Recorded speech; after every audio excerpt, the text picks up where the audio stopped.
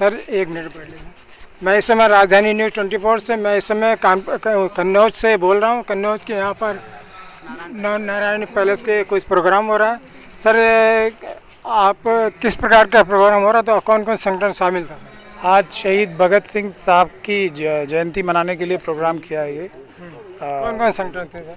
इसमें संगठन काफ़ी सारे थे, लेकिन मुख्य रूप से इसमें जो संगठन है वो बहुजन एकता सामाजिक संगठन है, जिसमें बहुत सारे संगठन पूरे उत्तर प्रदेश से आए। ऐसी कौन सी समस्याएं थी जो इसको लेकर के आप लोगों ने आंदोलन किया? समस्या नहीं, एक तो आज खुशी का दिन है। समस्याएं तो खुद आरएसएस और बीजेपी अपने आप में ही समस्या का एक नाम है और उनकी सरकार है, तो सबसे बड़ी समस्या तो यहाँ सरकार ही है, आरएसएस और बीजेपी है। लेकिन आज एक खुशी का दिन था। उस खुशी के दिन पे बाबा साहब को याद करने के लिए और शहीद भगत सिंह को याद करने के लिए ये प्रोग्राम था। उसमें सब लोगों ने ये बताया कि किस तरीके से संविधान का प्रयोग करके भगत सिंह के रास्ते पे चल के किस तरीके से सारे देश की जो गरीब जनता है, जो SC ST मुस्लिम सिख क्रिश्चियन बौद्ध और OBC समाज के जितने भी लोग हैं, उनकी समस्याओं का समाधान हो सकता है, उसके रास्ते बताए हैं हमने। तो समस्याएं तो बहुत भी है। सरकारी कर्मचारियों को पहले पेंशन होती थी और वो पेंशन छीन ली गई। रेलवे के अंदर में ट्रेन टिकट में वो छूट मिलती थी। और नौकरियां जो एग्ज़ाम के माध्यम से झूठे एग्ज़ाम करा के अपने लोगों को बांट दी, रिश्वतें लेके बांट दी। मतलब मैं आपको समस्याएं गिनवाने लगूंगा तो मैं दिल्ली जा ही नहीं पाऊंगा वापस। तो जब समस्याएं हैं, समाधान भी है उसका, तो लेकिन अडानी, अंबानी और यूसुफ लुलू जैसे लोग हैं जो आप सबके पैसे चुरा के खा गए, उनके ऑफिस के बाहर आपने प्रदर्शन किया ही नहीं कभी। ये सरकार में तो ये पुलिस का नाजायज़ इस्तेमाल करके आपको दबा लेते हैं ना, कि आप योगी आदित्यनाथ जी जो आपके नौकर हैं, उनके पास जाके उनसे सवाल करो कि नौकर आप हमारा जो नौकर साहब हमारा काम ठीक से क्यों नहीं कर रहे, तो वो तो पुलिस आके कर देंगे। लेकिन ये अडानी, अंबानी, यूसुफ लुलू के जितने भी ऑफिस और ये जो बड़ी बड़ी बिल्डिंगें बना रखी हैं, वहाँ तो लोग प्रदर्शन कर सकते हैं चोरों से अपना पैसा वापस लेने के लिए। सरकारी डिफेंस की सेना कम होती जा रही है। एक क्या कहते हैं, अग्निवीर के नाम से जो ले रहा है 4-4 साल का, उसमें देखा कि जो ट्रेनिंग करने के बाद में आकर के वो खुद ही लूटने का काम कर रहे हैं लोगों का। इसमें क्या? ऐसा नहीं है, लूटने का काम वो ट्रेनिंग करके कर रहे हैं।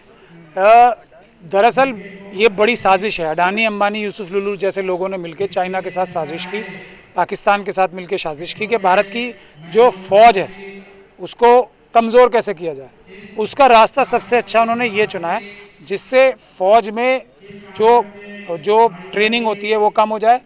फौज में लोगों की जो निरंतरता होती है कि एक दूसरे के बात को समझने का और एक दूसरे के साथ मिलकर ग्रुप की तरह, एक टीम की तरह काम करने का टाइम ही नहीं मिल पाए। ये भारत की जो सुरक्षा सेनाएं हैं उसके खिलाफ साजिश पाकिस्तान और चाइना के साथ मिलके हमारे मोदी जी ने और आरएसएस बीजेपी ने मिलके की। आरएसएस के जो स्कूल है उसमें जो 17-18 साल के बच्चे होने वाले हैं उनको बीजेपी के सदस्य बनाया जा रहा है। मैं कह रहा हूँ ना, लूट मार करने के लिए गैंग्स बना रहे हो। तो फिर आप लोग आरएसएस की शाखाओं में ट्रेनिंग क्या मिलती है? देश तोड़ने की।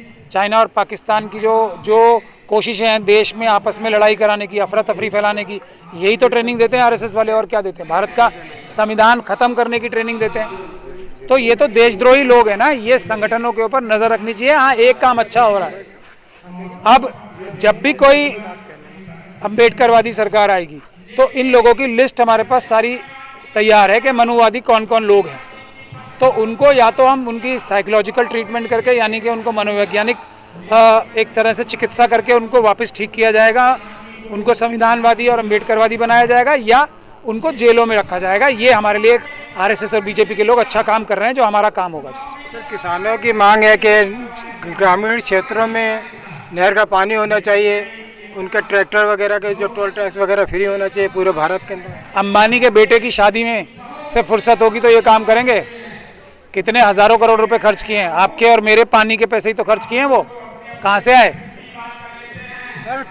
सरकारी कर्मचारी को पेंशन नहीं, लेकिन नेताओं को जितनी बार चुनाव जीतेंगे उतनी पेंशन। तो वही बात है ना, आप लोग को फिर भी जो आपके नौकर हैं उनको नौकरों की तरह नहीं आप उनसे व्यवहार कर रहे, इसीलिए नौकर बेलगाम हो गए, अपने आप को मालिक समझने लगे। ये नौकरों को ज़रूरत क्या है? कौन इनसे कहता है आप चुनाव लड़ो? आप लोग जाके कहते हैं किसी से आप चुनाव लड़ो? खुद ही आते हैं, खुद ही कहते हैं हम आपकी सेवा करेंगे, और आपको ही लूट के चले जाते हैं। बिल्कुल ये बंद होनी चाहिए। बिल्कुल तनख्वाहें नहीं मिलनी चाहिए। तनख्वाह ही नहीं मिलनी चाहिए तो सेवा है ना। नेताओं को कोई तनख्वाह नहीं मिलनी चाहिए, मेरा ये मानना है। जो लोग तनख्वाह लेने के लिए और पैसे चुराने की मंशा से आते हैं उनको बिल्कुल बाहर होना चाहिए। हाँ, जब तक वो हैं उनको सुविधा मिलनी चाहिए, सारा सरकारी तंत्र उनके साथ रहना चाहिए, उनको पीए इस सब की सेवाएं मिलनी चाहिए, लेकिन तनख्वाह नहीं मिलनी चाहिए। कुल मिला के कि अपोजिशन के नेता जो है जनता को समझा नहीं पा रहे हैं, कैसे सरकार को ना लाए, वोट ना दें।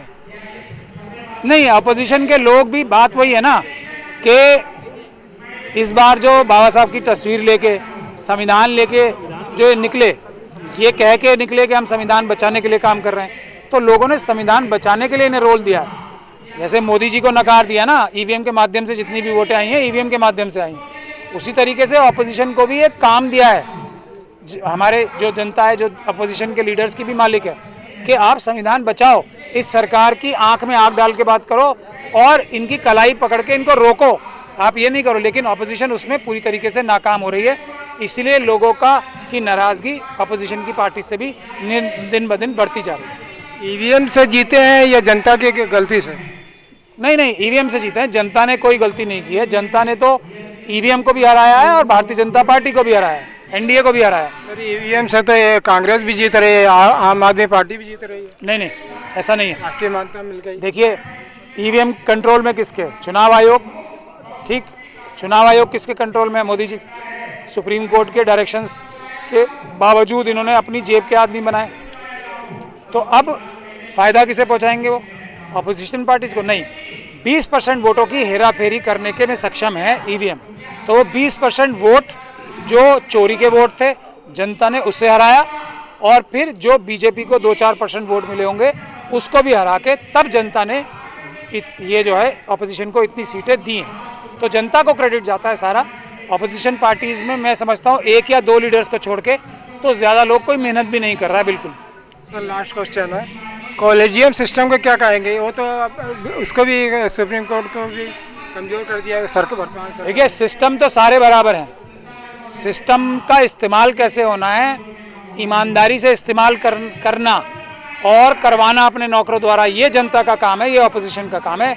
उस पर हम खड़े नहीं उतर रहे हैं, तो ये मैं समझता हूँ ये कमी है। सिस्टम तो अभी देखिए, कॉलेजियम सिस्टम हट जाएगा तो क्या सिस्टम आएगा आज की तारीख में? अमित शाह जी और मोदी जी तय करेंगे जज, वो अच्छा रहेगा। उससे अच्छा तो भले ही चंद्रचूड़ साहब उनसे बड़ी दोस्ती दिखा रहे हैं दुनिया भर को, लेकिन फिर भी थोड़ा तो बेटर रहेगा ना। तो इसलिए अभी स्थिति ये है कि जो 2 बुरी चीज़ों में से कम बुरी है उसी को चुनने का मौका है। लेकिन इसीलिए अम्बेडकरवादियों की सबसे ज़्यादा बड़ी जिम्मेदारी है कि संविधान को लागू कराएं और हर एक नौकर को उसकी नौकर की जगह पर रखें। आम जनता से क्या कहना चाहेंगे सर? नौकर को नौकर की जगह रखने के लिए संघर्ष करें, मालिकों को मालिकों की जगह पहुंचाने के लिए संवैधानिक संघर्ष करें। बहुत बहुत धन्यवाद।